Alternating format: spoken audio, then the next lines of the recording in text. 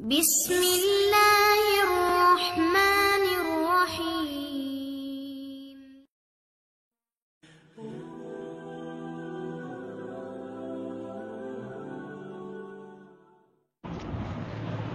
الحمد لله رب العالمين والصلاة والسلام على رسوله الكريم نبينا محمد وعلى آله وأصحابه أجمعين أما بعد.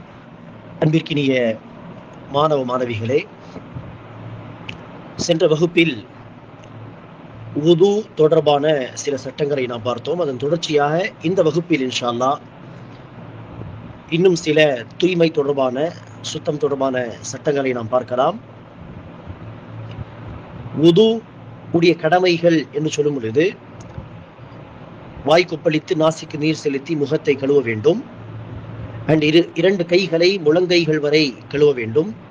தலைக்கு மசாஜ் செய்ய வேண்டும், காதுகளுக்கு மசாஜ் செய்ய வேண்டும். அதேபோல் கால்களை கரண்டை கால் வரை கழுவ வேண்டும். இதை எல்லாமே வரிசையாக பெரிய கேப் விடாமல் தொடர்ச்சியாக செய்ய வேண்டும் என்று சொன்னோம். சரி, இதில் இறுதியாக செய்யக்கூடிய கடமை தான் கால்களை கரண்டை கால் வரை கழுவுதல். இதில் மார்க்கத்தில் அல்லாஹ் நமக்கு ஒரு சலுகையை வழங்கியிருக்கிறார். என்ன சலுகை என்று சொன்னால், நாம் கால்களிலே காலுறைகளை அணிந்திருந்தால், சாக்ஸ், அந்த சாக்ஸ் லெதர் சாக்ஸாக இருந்தாலும் சரி, அல்லது துணியால் ஆன சாக்ஸாக இருந்தாலும் சரி, இரண்டிலும் இந்த சட்டம் பொருந்தும். என்ன சட்டம் என்று சொன்னால், சாக்ஸ் அணிந்திருந்தால் அதை கலற்றி கால்களை கழுவ தேவையில்லை. மாறாக கால்களை கழுவுவதற்கு முன்பு வரை உள்ள விஷயங்களை நார்மலாக செய்து, உதாரணத்திற்கு வாய் கொப்பளித்து நாசிக்கு நீர் செலுத்தி முகத்தை கழுவி, அடுத்து இரு கைகளை கழுவி, அடுத்து தலைக்கு காதுகளுக்கு மசாஜ் செய்து விட்டோம். அடுத்து கால்களை கழுவுற நேரம் வரும் பொழுது சாக்ஸை கலட்டாமல் சாக்ஸுக்கு மேல் ஈர கைகளை கொண்டு தடவுதல். அந்த மேல் பகுதியில் மட்டுமே யதார்த்தமாக அப்படியே ஈரக்கையோடு தடவுவது. இவ்வாறு செய்தாலே வுது முழுமை அடைந்து விடும். இது ஒரு சலுகை.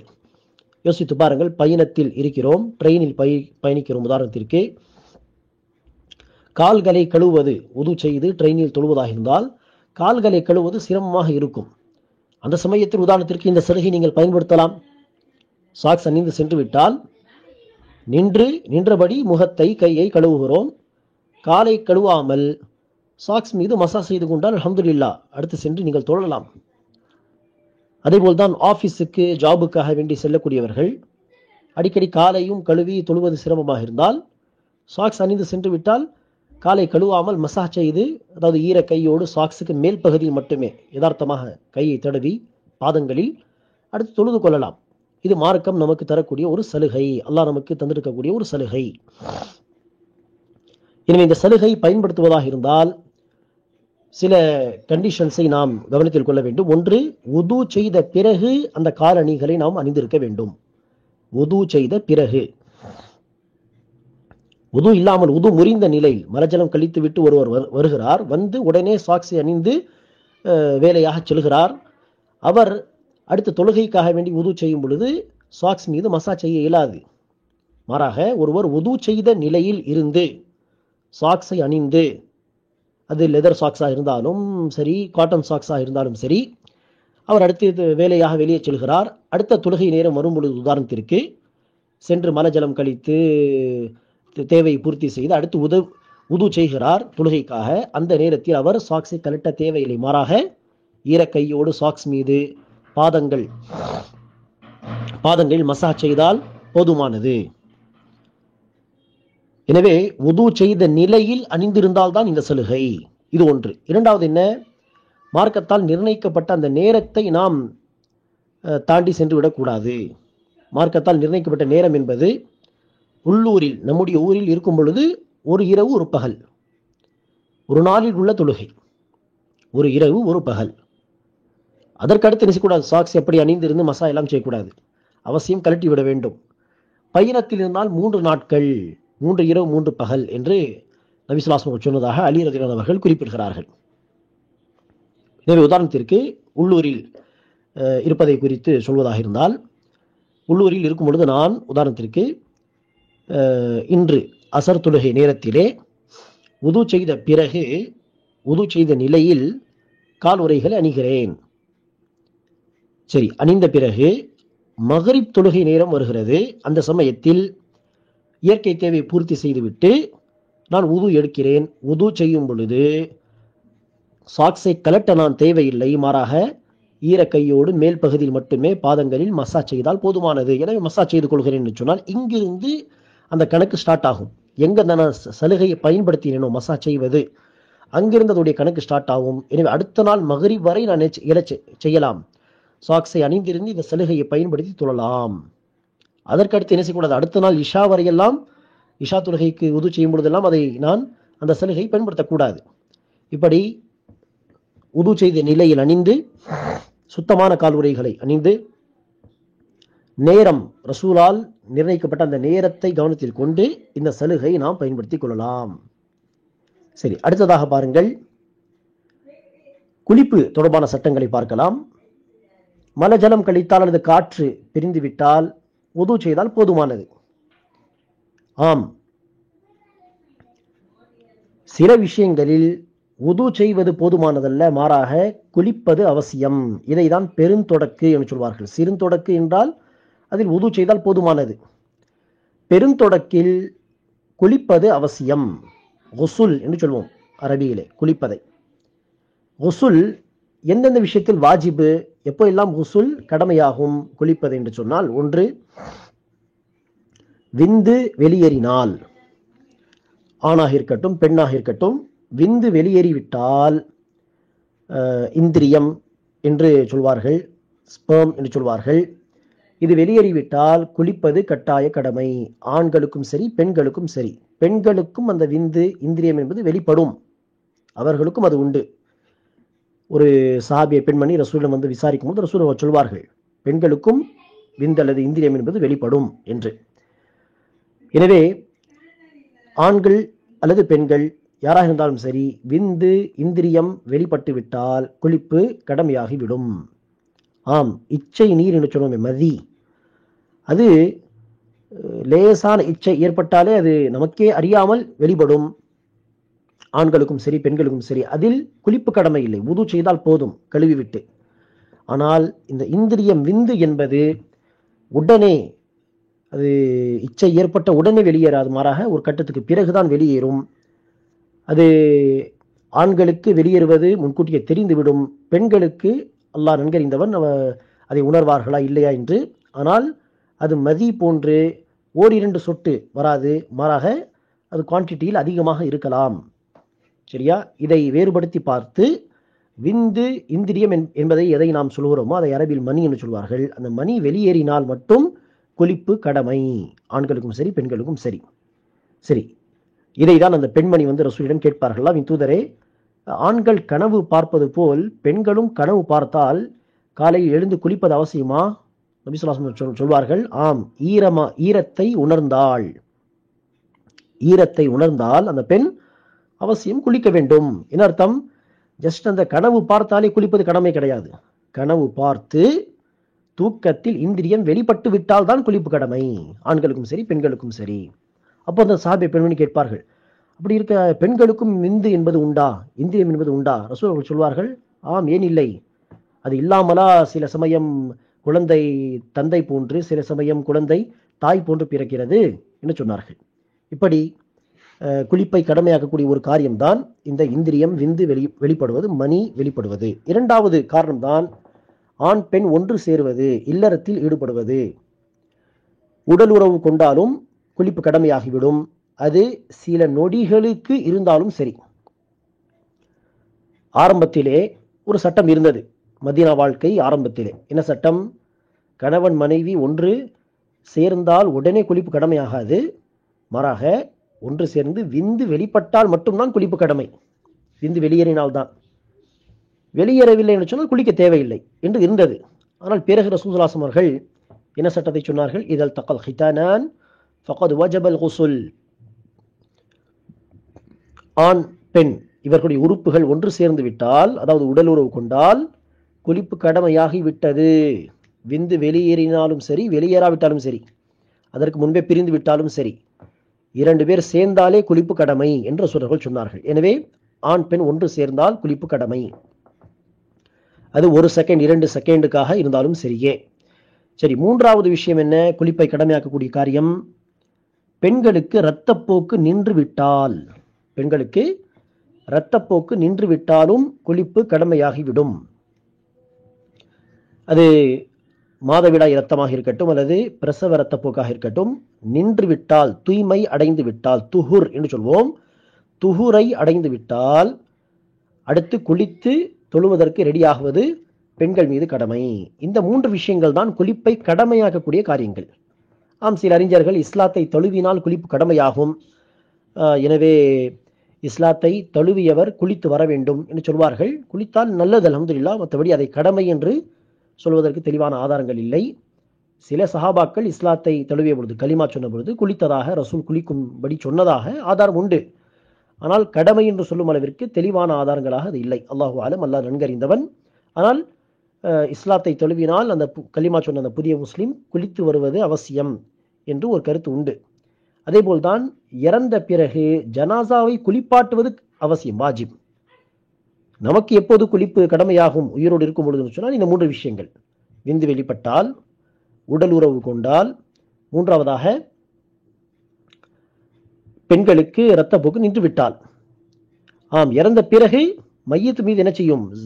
குளிப்பு கடமையாகிவிடும். அதை பிறர் தான் என்ன செய்ய வேண்டும்? உசுல் கொடுப்பது என்கிற அடிப்படையில் அந்த கடமை நிறைவேற்றி தர வேண்டும். சரி, அடுத்ததாக குளிப்பு கடமையாகிவிட்டது. எப்படி குளிப்பது? கடமையான குளிப்பை எப்படி நிறைவேற்றுவது என்று சொன்னால், இதில் 2 வழிமுறைகள் உண்டு. ஒரு வழிமுறை அவசியம் செய்ய வேண்டிய விஷயங்கள், அதை செய்யாமல் கடமையான குளிப்பு நிறைவேறாது, அவசியம் செய்ய வேண்டிய விஷயங்கள். ஆம், இரண்டாவது வழிமுறை என்னவென்றால், அதில் அவசியம் செய்ய வேண்டிய விஷயங்களோடு சேர்த்து சுன்னத்தான சில விஷயங்கள் உண்டு. அதை கூடுதலாக சேர்த்து செய்தால் அதிக நன்மை கிடைக்கும். சரி, அவசியம் செய்ய வேண்டிய விஷயங்கள் என்ன? இதை மிஸ் பண்ணவே கூடாது. இதை விட்டுவிட்டால் குளிப்பு, கடமையான குளிப்பு நிறைவேறாது. அந்த வழிமுறையை வாஜிபான, கடமையான வழிமுறை என்று சொல்லலாம். அந்த கடமையான வாஜிபான வழிமுறை என்ன என்று கேட்டால், நம்பர் 1, நியத் செய்வது, எண்ணம். உள்ளத்திலே கடமையான குளிப்பை நிறைவேற்றப் போவதாக அந்த எண்ணம், அந்த நாட்டம் வர வேண்டும். வார்த்தையால் ஒன்றும் சொல்ல தேவையில்லை, உள்ளத்தில் யோசித்து, வார்த்தையாக யோசித்து பார்க்க சொல்ல தேவையில்லை. அந்த நாட்டம், கடமையான குளிப்பை நிறைவேற்றப் போவதாக அந்த எண்ணம், அந்த யோசனை வந்திருக்க வேண்டும்.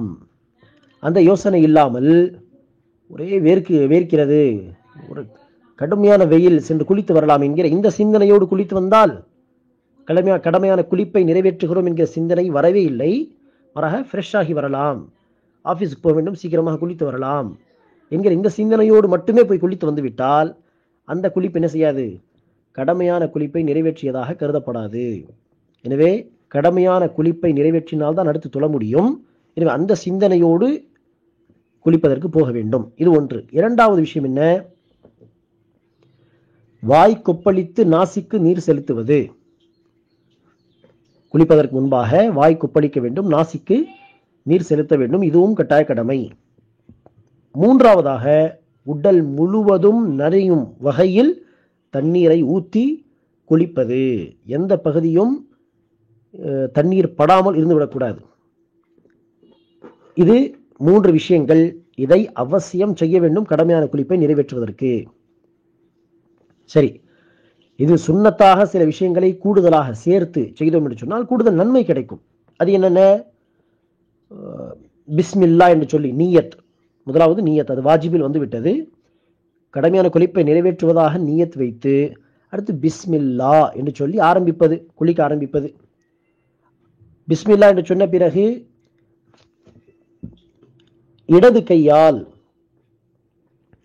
மர்மஸ்தானத்தை கழுவி அடுத்து அந்த இடது கையை ரசூல் அவர்கள் மண் பயன்படுத்தி கழுவார்கள். இந்த காலத்தில் நாம் சோப்பு பயன்படுத்தலாம்.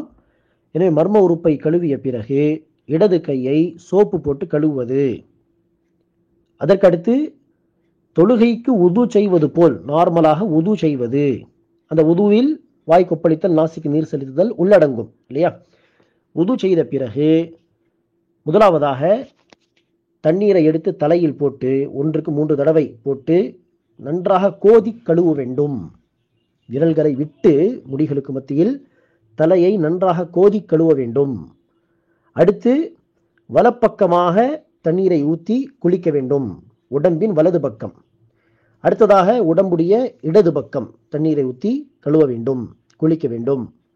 இறுதியாக குளித்த இடத்தை விட்டு சற்று தள்ளி நின்று கால்களை கழுவி முடித்துக் கொள்ள வேண்டும். இதுதான் சுன்னத்தான வழிமுறை. நியத்தோடு கடமையான குளிப்பை நிறைவேற்றப் போவதாக எண்ணம் வைத்துக்கொண்டு பிஸ்மில்லா என்று சொல்லி ஆரம்பித்து இடது கையால் மர்ம உறுப்பை கழுவி அடுத்து இடது கையை சோப்பை கொண்டு கழுவி விட்டு நார்மலாக உது செய்துவிட்டு அடுத்து தலையை நன்றாக கோதி கழுவி அடுத்ததாக உடம்பில் வலது பக்கம் முதலாவதாக தண்ணீரை போட்டு சோப்பு பயன்படுத்தி வலது பக்கம் குளித்து அடுத்து இடது பக்கம் அடுத்து குளித்த இடத்தை விட்டு சற்று தள்ளி நின்று கால்களை கழுவுதல். இது வாஜிபான மற்றும் சுன்னத்தான விஷயங்கள் கலந்து செய்யக்கூடிய வழிமுறை. எனவே முறையாக இந்த நிபந்தனைகளை கடமைகளை கவனத்தில் கொண்டு குளிக்க வேண்டும். சரி, அடுத்ததாக உது செய்வதற்கு அல்லது குளிப்பதற்கு இரண்டுக்கும் நாம் பயன்படுத்தக்கூடிய ஒன்றுதான் என்னது? தண்ணீர். ஆனால் அந்த தண்ணீரை பயன்படுத்த முடியாத ஒரு நிலையை நாம் அடைந்தால் ஒருவேளை அப்போது என்ன செய்வது? குளிப்பதற்கும் தண்ணீர் இல்லை, அல்லது உது செய்வதற்கும் தண்ணீர் இல்லை, அல்லது தண்ணீர் இருக்கிறது உது செய்யக்கூடிய நிலைமையில் நாம் இல்லை என்று சொன்னால் என்ன செய்வது? எனவேதான் இந்த இரண்டுக்கும் ஆல்டர்னேட்டிவாக உது செய்வதற்கு பதிலாக மற்றும் குளிப்பதற்கு பதிலாக அல்லாஹ் கொடுத்த ஒரு விஷயம்தான் என்னது? தயம்மும். தைமும் கிடையாது, மாறாக தயம்மும் என்று சொல்ல வேண்டும். தயம்மும் என்றால் என்ன? மண்ணை பயன்படுத்தி சுத்தம் அடைதல், தூய்மை அடைதல். அதற்கான வழிமுறை என்ன? தயம்மும் செய்வதற்கான வழிமுறை என்ன என்று கேட்டால், ஒரு முறை சுத்தமான மண் மீது இரு கைகளை ஒரு முறை அடித்து அடுத்து கையில் இருக்கக்கூடிய மண்ணை தட்டிவிட்டு ஊதிவிட்டு முகத்தை தடவி அடுத்து இரு கைகளை மணிக்கட்டு வரை தடவ வேண்டும். இரு கைகளை மண்ணில் அடித்து பிறகு முகத்தை முதலாவதாக தடவிவிட்டு அடுத்து இரு கைகளை மணிக்கட்டு வரை தடவ வேண்டும். இந்த தயம்முமில் சில பேர் செய்யக்கூடிய தவறு என்ன என்று பார்த்தால், முகத்துக்கு ஒரு முறை இப்படி முகத்துக்கு ஒரு முறை மண்ணில் கையடித்து கைகளுக்கு மறுபடியும் ஒரு முறை மண்ணில் இரு கைகள் அடிப்பது, இப்படி தேவையில்லை. ஒரு முறை தான் ரசூல் அவர்கள் செய்யும்படி சொன்னார்கள். அதேபோல் சில பேர் செய்யக்கூடிய தவறு என்ன? முதலாவதாக கைகளை தடவி விட்டு அடுத்து முகத்தை தடவுவார்கள். அது தப்பு. அல்லாஹ் சொல்கிறான், ஃபம்சஹு பி உஜூஹிக்கும் ஐதீக்கும், முகங்களை அடுத்து கைகளை தடவுங்கள். எனவே முகம் அடுத்துதான் கை. சரி, மூன்றாவது ஒரு தவறு என்ன? பல பேர் முழங்கை வரை என்ன செய்வார்கள்? தயமும் செய்வார்கள். கைகளுக்கு முழங்கை வரை ரசூல் அவர்கள் செய்ய சொல்லவில்லை, மாறாக மணிக்கட்டு வரை தான் சொல்லியிருக்கிறார்கள். சரி, இந்த தயம்முமை எப்போது செய்யலாம் என்று சொன்னால் 3 காரணங்கள் இருந்தால் மட்டுமே தான் தயம்மும் செய்து தொழுவது அனுமதிக்கப்பட்டது. இந்த 3 காரணங்கள் இல்லை என்று சொன்னால் தயம்மும் செய்யக்கூடாது, உது தான் செய்ய வேண்டும் அல்லது குளிக்க தான் செய்ய வேண்டும். 3 காரணங்கள் என்ன? முதல் காரணம், தண்ணீர் இல்லாவிட்டால். தண்ணீர் இல்லை, உது செய்வதற்கு குளிப்பதற்கு தண்ணீரே கிடையாது. தண்ணீர் இருக்கிறது, ஆனால் அது குடிப்பதற்கே போதாது என்று சொன்னால் அந்த நேரத்தில் அதை குளிப்பதற்காக அல்லது உது செய்வதற்காக பயன்படுத்த தேவையில்லை. மாறாக அந்த சமயத்தில் தான் தயம்மும் செய்து கொள்ள வேண்டும். குளிப்பதற்கு பதிலாகவும் செய்யலாம் அல்லது உதுக்கு பதிலாகவும் தயம்மும் செய்யலாம். இதற்கு ஆதாரம் 5வது அத்தியாயம் 6வது வசனத்தில் உண்டு, 5:6. அதே போல்தான் ஹதீஸிலே பார்க்கிறோம். நபி ஸல்லல்லாஹு அலைஹி வஸல்லம் அவர்கள் சஹாபா பெருமக்கள் ஆயிஷா ரலியல்லாஹு அன்ஹா பயணத்தில் இருந்தார்கள். ஃபஜர் தொழுகைக்கு தண்ணீர் இல்லை உது செய்வதற்கு. தயம்மும் உடைய வசனம் இறங்கியது அப்போதுதான் தயம்மும் செய்து தொழுதார்கள் ரசூல், சஹாபாக்கள் எல்லாமே ஃபஜர் தொழுகை. சரி, இரண்டாவது என்ன? தண்ணீர் இருக்கிறது, ஆனால் உடம்பு சரியில்லை, உடல்நிலை சரியில்லை. அது தலைவலியாக இருக்கலாம், சைனஸ் ப்ராப்ளமாக இருக்கலாம், அல்லது காய்ச்சலாக இருக்கலாம், அல்லது ஏதாவது உடம்பில் பெரிய காயம் ஏற்பட்டிருக்கலாம். அப்படி இருக்கும் பொழுது தண்ணீர் போட முடியாது. இப்படிப்பட்ட சூழ்நிலை இருந்தால், தண்ணீர் இருந்தும் குளிக்க முடியாத உடல்நிலை சரியில்லாத காரணத்தினால் அந்த நிலை இருக்கும் பொழுது இன்ஷா அல்லாஹ் உது செய்வதற்கு பதிலாகவும் சரி அல்லது குளிப்பதற்கு பதிலாகவும் சரி தயம்மும் செய்து கொள்ளலாம். இதற்கு ஒரு உதாரணம் தான் அம்ர் பின் ஆஸ் என்கிற ஒரு சஹாபி பயணத்தில் இருந்தார்கள். மன்னிக்க வேண்டும், இன்னொரு சம்பவம். ஒரு சஹாபிக்கு அடிபட்டிருந்தது, தலையில் காயம் இருந்தது. அந்த நிலையில் இரவு தூங்கி எழுந்தார்கள். பார்த்தால் குளிப்பு கடமையாகிவிட்டது, விந்து வெளியேறிவிட்டது. ஆனால் பெரிய காயம் இருக்கிறது, தண்ணீர் போட முடியாது. வந்து சில தோழர்களிடம் கேட்டார்கள், எனக்கு ஏதாவது சலுகை உண்டா? காயம் இருக்கிறது, என்னால் குளிக்க முடியாது, ஆனால் தொழ வேண்டும் இப்போது நான், வேறு ஏதாவது வழி உண்டா, சலுகை உண்டா? அந்த தோழர்கள் சொல்லிவிட்டார்கள், இல்லை இல்லை, சலுகை எல்லாம் இல்லை, நீங்கள் அவசியம் குளிக்க வேண்டும். இதை கேட்டு அவர் என்ன செய்தார்? தொழுகை விடுவதற்கு பயம், குளித்து விட்டார். அந்த நாள் அல்லது அடுத்த சில நாட்களில் இறந்து விட்டார்கள். குளித்த பிறகு இன்னும் மோசமாகிவிட்டது அந்த காயம். இந்த செய்தி ரசூலுக்கு தெரிய வந்த பிறகு நபி ஸல்லல்லாஹு அலைஹி வஸல்லம் அவர்கள் கடுமையாக கோபப்பட்டார்கள். எந்த அளவிற்கு என்று சொன்னால், தவறான பதிலை கொடுத்த அந்த தோழர்களை சபித்து விட்டார்கள். கதலூஹு கதலஹுமுல்லாஹ், அவர்கள் தவறான பதிலை சொல்லி இந்த மனிதரை கொன்று விட்டார்கள், அல்லாஹ் அவர்களை அழிக்கட்டும், கொன்று விடட்டும், நாசமாக்கட்டும் என்று. பிறகு ரசூல் அவர்கள் சொன்னார்கள், ஷிஃபாஉல் ஈ அஸ்ஸுஆல், இந்த அறியாமை உடைய மருந்து கேள்வி கேட்பது. தெரிந்தவர்களிடம், அறிஞர்களிடம் கேள்வி கேட்டு விஷயத்தை தெரிந்து கொள்ளுங்கள், அந்த அறியாமை போய்விடும்.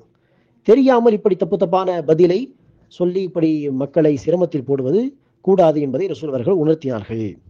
அடுத்த ரசூல் அவர்கள் சொன்னார்கள், அவர் தயமும் செய்திருந்தால் அவருக்கு போதுமானது. அவர் குளித்து இப்படி இறந்து விட்டார், ஆனால் தயமும் செய்வது போதுமானது இந்த நேரத்திலே என்று ரசூல் அவர்கள் சொன்னார்கள். சரி, மூன்றாவதாக தண்ணீர் இருக்கிறது, உடல்நிலையும் சரியாக தான் இருக்கிறது. ஆனால் தண்ணீர் கடுமையான குளிர்காலத்தில் ஜில் என்று இருந்தால், அதை பயன்படுத்தினால் ஏதாவது ஆகிவிடுமோ, காய்ச்சல் வந்து விடுமோ, தலைவலி வந்து விடுமோ, சைனஸ் வந்து விடுமோ என்கிற பயம் இருந்தால், குறிப்பாக வீட்டில் இல்லை வெந்நீர், சூடு தண்ணீர் பயன்படுத்துவதற்கு, வெளியே இருக்கிறோம் குறிப்பா என்று சொன்னால், அந்த நேரத்திலே இன்ஷா அல்லாஹ் தயமும் செய்து கொள்ளலாம் குளிப்பதற்கு அல்லது உதுவுக்கு பதிலாக. அம்ர் பின் ஆஸ் ரலியல்லாஹு அன்ஹு அவர்கள் பயணத்தில் இருந்தார்கள். இரவில் தூங்கி எழுந்து பார்த்தால் குளிப்பு கடமையாகிவிட்டது. ஆனால் கடுமையான குளிர்காலம், எனவே குளிக்காமல் தயமும் செய்து தொழ வைத்தார்கள் ஜமாத்தாக. குளிக்காமல் தொழ வைத்தார் என்று சில பேருக்கு தெரிந்ததும் அது ரசூல் ஸல்லல்லாஹு அலைஹி வஸல்லம் அவர்களிடம் அந்த செய்தி வந்தது. ரசூல் அவர்கள் அம்ர் பின் ஆஸ் அவர்களை அழைத்து விசாரித்தார்கள், ஏன் குளிக்காமல் தொழ வைத்தீர்கள் என்று. அதற்கு அவர் சொன்னார்கள், அல்லாஹ் குர்ஆனில் சொல்கிறான், தன்னைத்தானே மாய்த்து கொள்ளாதீர்கள், தன்னைத்தானே அழித்து கொள்ளாதீர்கள், அல்லது தன்னைத்தானே கொன்று விடாதீர்கள் என்று அந்த வசனத்தை ஓதி காண்பித்து சொன்னார்கள். கடுமையான குளிர்காலமாக இருக்கிறது, கடுமை ஜில் தண்ணியாக இருக்கிறது யா ரசூலல்லாஹ், அதை குளித்தால் ஏதாவது ஆகிவிடும் என்று நான் பயந்தேன்.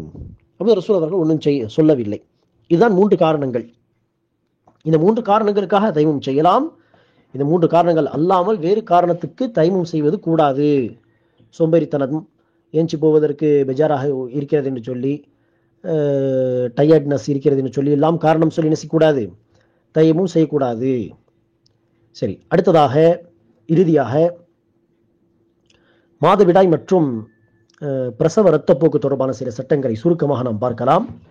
மாதவிடாய் என்பதை ஹைத் என்று சொல்வோம்,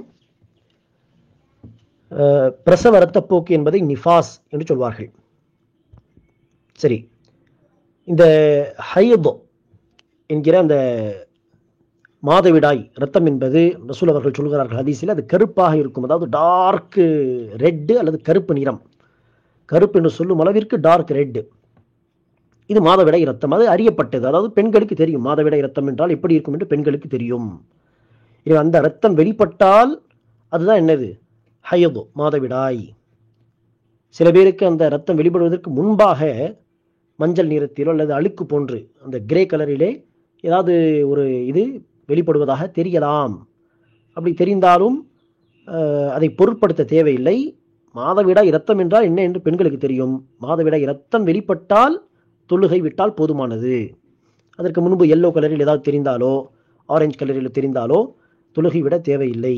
இதில் மாற்று கருத்து இருக்கிறது, ஆனால் இந்த கருத்தை இன்ஷா அல்லாஹ் நீங்கள் எடுத்து போகலாம். சரி, அறியப்பட்ட அந்த மாதவிடாய் இரத்தம் வெளிப்பட்ட பிறகு தொழுகையை விட்டுவிட வேண்டும். இது எத்தனை நாட்களுக்கு இந்த மாதவிடாய் இரத்தம் வரலாம் என்று சொன்னால், குறைந்தது 1 நாள் வரலாம். சில பேருக்கு 1 நாள் வந்து அடுத்து நின்று விடலாம், சில பேருக்கு 2, சில பேருக்கு 3, சில பேருக்கு 4. அதிகபட்சம் என்று சொன்னால் 15 நாட்கள். அதிகபட்சம் 15 நாட்கள் கணக்கு வைக்கலாம். 15 நாட்களும் தாண்டி சில பேருக்கு இரத்தம் ஏற்பட்டால் அதை மாதவிடாயாக கருதக்கூடாது. மாறாக 15 நாட்கள் முடிந்த பிறகு குளித்து தொழ ஆரம்பித்து விட வேண்டும். அப்படி இருக்க 15 நாட்களுக்கு பிறகு வரக்கூடிய இரத்தம் என்ன, அதனுடைய சட்டம் என்ன என்று கேட்டால், அதை மாதவிடாய் என்று கருதாமல் அதை இஸ்திஹாதா என்கிற ஒரு நோய் மாதிரி அவ்வாறு அதை கருத வேண்டும். அந்த நாட்களில் தொழாமல் எல்லாம் இருக்கக்கூடாது, தொழ வேண்டும். ஆம், ஒவ்வொரு தொழுகைக்காகவும் பிரைவேட் பகுதியை கழுவி, அந்த இரத்தத்தை எல்லாம் கழுவி சுத்தம் செய்து உது எடுத்து, ஒவ்வொரு தொழுகைக்காக இப்படி தான் நினைச்ச வேண்டும். உது எடுத்து வாஷ் செய்து உது எடுத்து தான் தொழ வேண்டும். ஒவ்வொரு தொழுகைக்காக குளிக்க தேவையில்லை. ஒரு முறை 15 நாட்களுக்கு பிறகு ஒரு முறை குளித்து விட்டுமா போதும். அடுத்து ஒவ்வொரு தொழுகைக்காக அந்த பகுதியை கழுவி உது செய்து தொழ வேண்டும். ஆம், தொழும் பொழுது பாதுகாப்புக்காக பயன்படுத்தக்கூடிய ரசூல் அவர்கள் சொன்னார்கள், ஒரு பெண்மணிக்கு துணியை, காட்டன் அது போன்ற இதை பயன்படுத்தி தொழுகை நின்று விடுங்கள். என்ன அர்த்தம்? தொழுகையில் அந்த ரத்தம் வெளிப்பட்டாலும் தொழுகை விட தேவையில்லை. அல்லாஹ் அவர்களுடைய அந்த பிரச்சனையின் காரணமாக ரத்தம் வெளிப்பட்டாலும் அவர்களுடைய தொழுகை ஏற்றுக்கொள்ளப்படும். இது இஸ்திஹாதாவுடைய சட்டம். சரியா? இப்படி ஒரு நாள் இருந்து 15 நாட்கள் வரை என்ன செய்யலாம், அந்த இரத்தப்போக்கு என்பது ஏற்படலாம். இதற்கு இடையில் சில பேருக்கு ஆகலாம் 2 நாட்கள் ரத்தம் ஏற்பட்டு அடுத்து சுத்தமடையலாம். ஒரு நாள் 2 நாள் கேப்பில் மீண்டும் வரலாம் ரத்தம். ஸோ இப்படி நடந்தால், கேப் ஏற்பட்டால் என்ன செய்வது என்று சொன்னால், அங்கே என்ன செய்யக்கூடாது, 7 நாள் ஆகட்டும் 9 நாள் ஆகட்டும் என்றெல்லாம் வெயிட் பண்ணக்கூடாது, காத்திருக்கக்கூடாது. மாறாக எப்போது கேப் வருகிறதோ அங்கு குளித்து தொழ ஆரம்பித்து விட வேண்டும். மீண்டும் இரத்தப்போக்கு ஆரம்பித்தால் தொழுகை விட்டு விட வேண்டும். முழுமையாக அந்த நாட்கள் பூர்த்தி அடையட்டும் என்று காத்திருக்கக்கூடாது. இடையில் கேப் வந்தால் குளித்து தொழ ஆரம்பித்து விட வேண்டும்.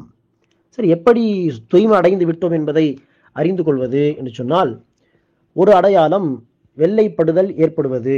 பெண்களுக்கு வெள்ளைப்படுதல் ஏற்பட்டால் சுத்தமாகி விட்டார்கள் என்று பொருள். எல்லா பெண்களுக்கும் இப்படி வெள்ளைப்படுதல் ஏற்பட வேண்டும் என்கிற கட்டாயம் இல்லை. மாறாக இரத்தம் நின்றுவிட்டது, காட்டன் துணி அதை வைத்து பார்க்கிறார்கள், ஒண்ணுமில்லை, ட்ரையாக இருக்கிறது என்று சொன்னாலே சுத்தம் ஆகிவிட்டார்கள், துஹூர் அடைந்து விட்டார்கள் என்ற பொருள். இப்படி அவர்கள் சுத்தமடைந்ததாக ஃபீல் பண்ணால், உணர்ந்தால் உடனே குளித்து தொழ ஆரம்பித்து விட வேண்டும். சரி, இப்படி ஆரம்பத்தில் மஞ்சள் நிறம் அல்லது கிரே கலர் இது போன்ற ஏதாவது தெரிந்தால் அதை மாதவிடாய் கருதக்கூடாது என்று சொன்னோம். கருத தேவையில்லை. ஆம், சில பேருக்கு மாதவிடாய் ரத்தம் நின்ற பிறகும் அப்படியே தொடர்ந்து என்ன செய்யும்,